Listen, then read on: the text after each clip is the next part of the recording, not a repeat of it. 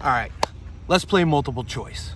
So you just got a new rescue dog. What's the first thing you do when the dog comes home? Do you, A, invite your whole extended family over, Uncle Joe that you haven't seen in 3 years, some long lost cousins on your father's brother-in-law's great-grandmother's side? Do you invite them all over to meet the new family member?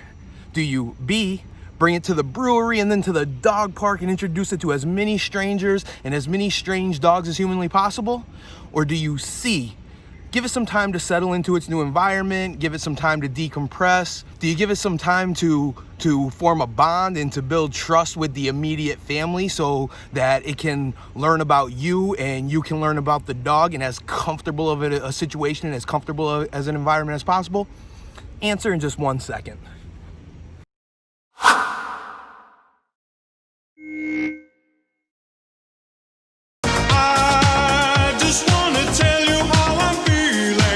So you want to know how I'm feeling? Did you recently adopt a dog? Do me a favor. Take some time to build a bond and to build a relationship with your new dog. If you follow me, you know that I work with a lot of rescue organizations. They're trying to set these dogs up, and I'm trying to set these dogs up for as biggest a possibility of success into their new homes as we can. When we agree to adopt a dog, but unfortunately, a large number of well-meaning people unknowingly set the dog up for failure because we're so overexcited to show off our new family member and to introduce them to everybody and give them all the love and attention that we think that they need. The problem with that is that we have a dog that's probably been shuffled around from foster, transporters, vets, just a whole number of people. Their life's been in chaos up until this point. It makes it tough for them because dogs thrive on structure. Routine and predictability are exactly what the dog is looking for. When they first come into our home, it's important that we give them plenty of space. We shouldn't be trying to shower them with affection and attention, even though that's kind of our first instinct as a human. Instead, we should give them time to decompress, give them time to get used to their new environment and adjust to the new strangers that are around them. You are those strangers. We need to give them time to build a relationship with us at their pace. We need to earn their trust, and likewise, they need to earn our trust. The best way to form a bond is to provide the new dog with clear rules and structure and boundaries so that it knows exactly what is acceptable. It knows exactly what to expect from us at all times. You know the rules, and so do I. By providing structure, you'll be providing clarity. This will give you time to learn about each other. We need to learn what makes them comfortable and what makes them uncomfortable.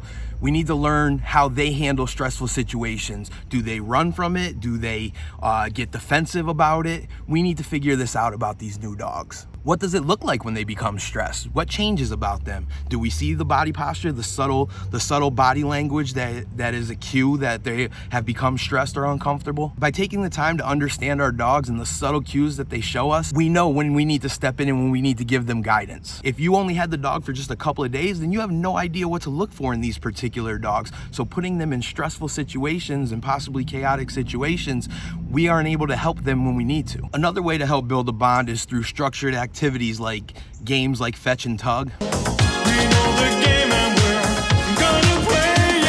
If you take the time to get them comfortable at their pace, as well as provide structure, rules, and activities, I promise there will be much more rewarding experience for both you and the dog when you finally do start taking them out, meeting everybody, and bringing them into these new environments.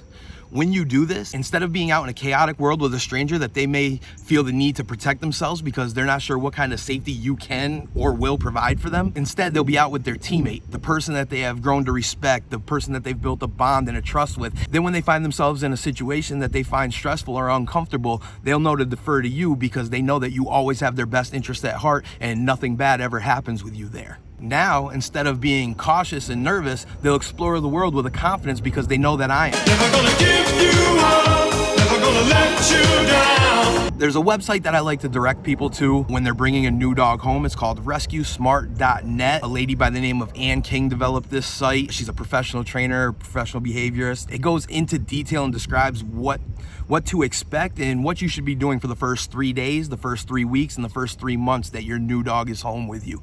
I think it's a great resource for anyone bringing home a new rescue dog, not just a rescue dog, but any dog for that matter. If you have any questions, please leave them in the comments below. I'm happy to answer anything that you may be curious or unsure about. If you got some value out of this video, please subscribe to my channel. Don't forget to hit the like button on the video. That really helps me out. It's like leaving me a little tip that doesn't cost you anything but a half a second of your time. And I'd really appreciate your support. Again, if you have any questions, don't be shy. Let's make it so that we can get these dogs in homes where they're set up for success so that we can...